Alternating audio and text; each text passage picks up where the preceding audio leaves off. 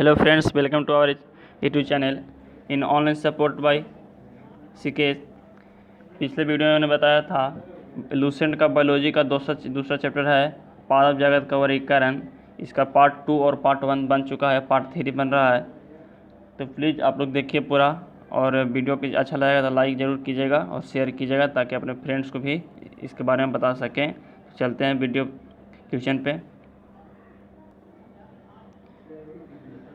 तो 100 number question है, 100 number बता दिया हूँ। 101 नंबर क्वेश्चन है कि निम्नलिखित में से कौन सा एक कवक एवं उच्च पादप की जड़ों के बीच उपयोगी कार्यात्मक संबंध को दर्शाता है। तो ऑप्शन ए देखिए जैव उर्वरक है, ऑप्शन बी है कोरेलाइड, ऑप्शन सी है लाइकेन, ऑप्शन डी है माइकोराइजा।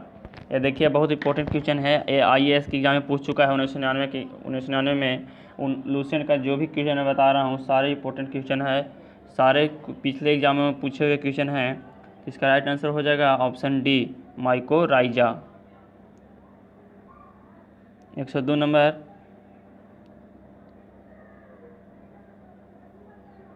एफ्ला विष किससे बनते हैं? एफ्ला विष किससे बनाया जाता है, यानी कवक से या जीवाणु से या शैवाल से या विषाणु से? तो इसका राइट आंसर हो जाएगा ऑप्शन ए कवक से। एफ्ला विष है जो कवक से बनाया जाता है। ये भी SSC की 2015 के एग्जाम में पूछ चुका है। 103 नंबर है डबल रोटी के निर्माण में किस कवक का प्रयोग किया जाता है? तो इसका राइट आंसर हो जाएगा आपका ऑप्शन सी सैकरोमाइसेस का।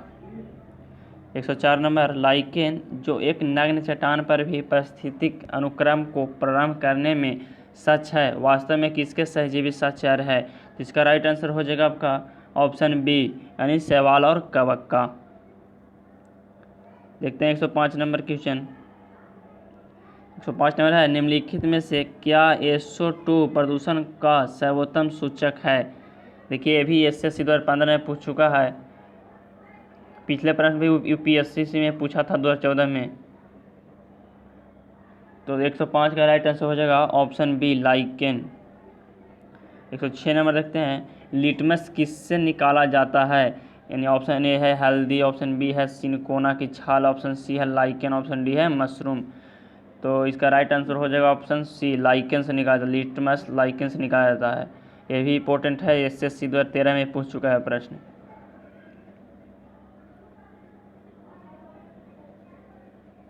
One second.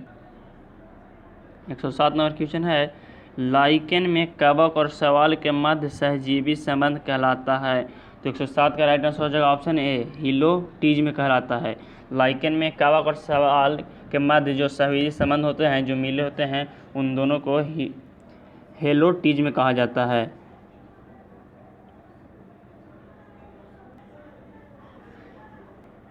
एक 108 नंबर प्रश्न है पेड़ों की छालों पर उगने वाले लाइकेन को क्या कहा जाता है? ऑप्शन ए है कार्टिकोल्स, ऑप्शन बी है सेक्सिकोल्स, ऑप्शन सी है सेक्सटिलिस, ऑप्शन डी है परमेलिया। तो इसका राइट आंसर हो जाएगा ऑप्शन ए कार्टिकोल्स। 109 है चट्टानी स्तरों पर लाइकेन विकास को क्या कहते हैं? तो 109 का राइट आंसर हो जाएगा ऑप्शन बी सेक्सिकोल्स। 110 है जापान में लोग किस लाइकेन को सब्जी के रूप में खाते हैं? तो 110 का राइट आंसर हो जाएगा ऑप्शन सी इंडोकार्पन। इंडोकार्पन एक ऐसा लाइकेन है जो जापान के लोग इसे सब्जी के रूप में खाते हैं और उगाते हैं। 111 है मिर्गी यानी एपिलेपिस की औषधि किस लाइकेन से प्राप्त होती है? तो इसका राइट आंसर हो जाएगा ऑप्शन डी यानी परमेलिया के। परमेलिया एक ऐसी लाइकेन है जिससे मिर्गी की औषधि तैयार किया जाता है। 112 नंबर देखते हैं। 112 नंबर है वनस्पति जगत में निम्नलिखित में से किसको जलस्थलचर यानी उभयचर भी कह सकते हैं, इसको कहते हैं? तो इसका राइट आंसर हो जाएगा ऑप्शन बी यानी ऑप्शन सी ब्रायोफाइटा। 113 नंबर है जड़ के स्थान पर मूलाभास पाया जाता है। तो इसका राइट आंसर हो जाएगा ऑप्शन सी ब्रायोफाइट्स। 114 है ब्रायोफाइट्स में सम्मिलित हैं। तो ब्रायोफाइट्स में क्या क्या सम्मिलित है? तो इसका राइट आंसर हो जाएगा ऑप्शन सी लीवर वर्ट एवं नोस, दोनों मिलकर ब्रायोफाइट्स बनते हैं। 115 नंबर है, बीजों की प्रकृति किसमें उत्पन्न हुई?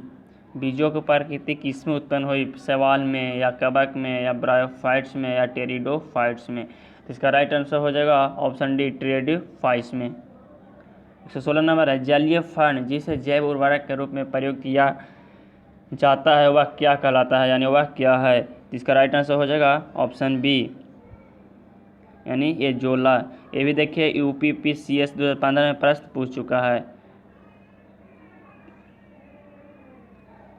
117 नंबर देखते हैं, पुनर्जीवन का गुण होने के कारण निम्न में से किसे मेजों पर सजावट के लिए रखते हैं?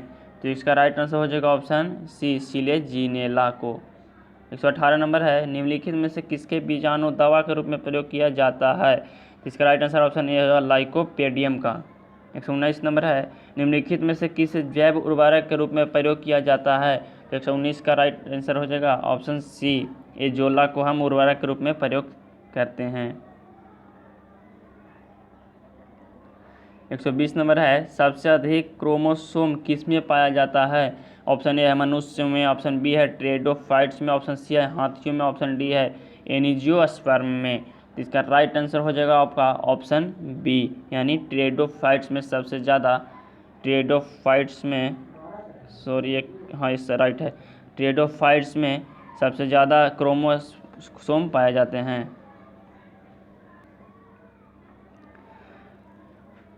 121 नंबर प्रश्न है, किस वर्ग के पौधों में बीज बनते हैं परंतु बीज नग्न रूप में पौधों पर लगे रहते हैं? ऐसा कौन सा पौधा है जिसमें बीज तो बनते हैं परंतु बीज नग्न रूप में पौधे पर लगे रहते हैं? ऑप्शन ए है ब्रायोफाइट्स, ऑप्शन बी है टेरिडोफाइट्स, ऑप्शन डी है एंजियोस्पर्म, ऑप्शन डी है जिम्नोस्पर्म। तो इसका राइट आंसर हो जाएगा ऑप्शन डी, जिम्नोस्पर्म ही ऐसा पौधा है जिसमें बीज तो बनते हैं लेकिन नग्न रूप में। 122 है, संसार के सबसे लंबे पौधे संबंधित है, यानी संसार के सबसे लंबे पौधे किससे संबंधित है? तो ऑप्शन ए से, ऑप्शन बी से, ऑप्शन डी से, ऑप्शन सी से। तो 122 का राइट आंसर हो जाएगा ऑप्शन सी, यानी जिम्नोस्पर्म से। 123 नंबर है, जिम्नोस्पर्म का मेवा किसे कहा जाता है? Option A Cycas, option B है सेलिजेनेला, ऑप्शन सी है चिलगोजा, ऑप्शन डी है कोनीफर। तो 123 का राइट आंसर हो जाएगा ऑप्शन सी, यानी चिलगोजा।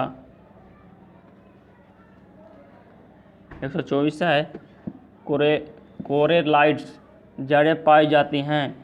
ऑप्शन ए है चीड़ में, ऑप्शन बी है लाइकोपोडियम में, ऑप्शन सी है साइकस में, ऑप्शन डी है ड्रायोप्टेरिस में। तो 124 का राइट आंसर हो जाएगा ऑप्शन सी, साइकस में। 125 नंबर देखते हैं, सबसे बड़ा बीजांड किसमें होता है? ऑप्शन ए है कोकस, ऑप्शन बी है निटस, ऑप्शन सी है साइकस, ऑप्शन डी है पाइनस। तो 125 का राइट आंसर हो जाएगा ऑप्शन सी, साइकस इसका राइट आंसर है। सबसे बड़ा बीजांड साइकस पौधे में पाया जाता है। 126 नंबर है, चिलगोजा किसमें प्राप्त होता है? ऑप्शन साइकस में, पाइनस में, सिलेजिनेला में, सिकोया में। तो 126 का राइट आंसर ऑप्शन बी हो जाएगा, पाइनस में।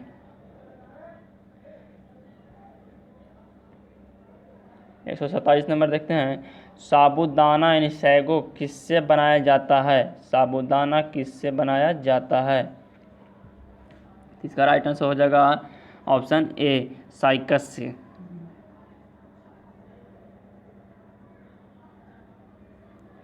128 नंबर देखते हैं, दमा एवं खांसी के रोगों में काम आने वाली औषधि इफेड्रिन किससे प्राप्त होते हैं? इफेड्रिन एक औषधि है जो दमा और खांसी रोग में उपयोग किया जाता है। तो ये किससे प्राप्त होता है? ऑप्शन ए है साइकस से, ऑप्शन बी है जेनिपेरा से, ऑप्शन सी है इफेड्रस, ऑप्शन डी है पाइनस से। तो 128 का राइट आंसर हो जाएगा आपका ऑप्शन सी, राइट आंसर है इफेड्रस से। 129 है, कौन एक जीवाश्म यानी लिविंग फॉसिल कहलाता है? तो ऑप्शन ए है ड्रायोप्टेरिस, ऑप्शन बी है साइकस, ऑप्शन सी है पाइनस, ऑप्शन डी है जिनकैगो। 129 का राइट आंसर ऑप्शन डी होगा, जिनकैगो।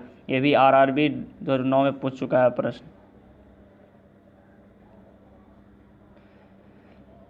133 नंबर है, विषाणु यानी वायरस क्या है? कोशीय, अकोशीय, एक कोशीय या बहुकोशीय? बहुत इंपॉर्टेंट प्रश्न है, देखिए एसएससी में पूछ चुका है भी और आगे भी पूछ सकता है। 130 का राइट आंसर हो जाएगा ऑप्शन बी, अकोशीय है। विषाणु क्या है यानी वायरस क्या है? अकोशीय है। 131 नंबर है, तेल प्रदूषण के नियंत्रण में प्रयुक्त होने वाला सुपर बग क्या है? तो इसका राइट आंसर हो जाएगा ऑप्शन बी, जीवाणु विकृत। 132 नंबर है, निम्नलिखित में से कौन प्रदूषण संकेतक पौधा है? 132 नंबर है, निम्नलिखित में से कौन प्रदूषण संकेतक पौधा है, यानी वो प्रदूषण को संकेत करता है? तो इसका राइट आंसर हो जाएगा, जैसे ऑप्शन ए देख लीजिए, शैवाल, ऑप्शन बी कवक, option C lichen, option D fern. ये भी यूपीपीसीएस 2015 में प्रश्न पूछ चुका है, यानी इंपॉर्टेंट ही प्रश्न, ये भी इंपॉर्टेंट प्रश्न है आप लोग के लिए, तो प्लीज़ केयर कीजिएगा, ध्यान दीजिएगा इन पर। 132 का राइट आंसर हो जाएगा ऑप्शन सी लाइकेन। 133 नंबर है, ये लास्ट क्वेश्चन है आज का। तो 133 नंबर, निम्नलिखित में से किसे जैविक खाद के रूप में प्रयोग किया जाता है? तो 133 का राइट आंसर हो जाएगा बी, एजोला को। लुसेंट बायोलॉजी का ये दूसरा चैप्टर था और आज दूसरा चैप्टर समाप्त होता है। आज लास्ट क्वेश्चन था 133 जो आज समाप्त होता है। तो प्लीज़ आगे भी बने रहिए चैनल पे। तो चैनल पे नए हैं तो प्लीज़ सब्सक्राइब कीजिएगा और अपने दोस्तों को इसके बारे में बताइएगा। जय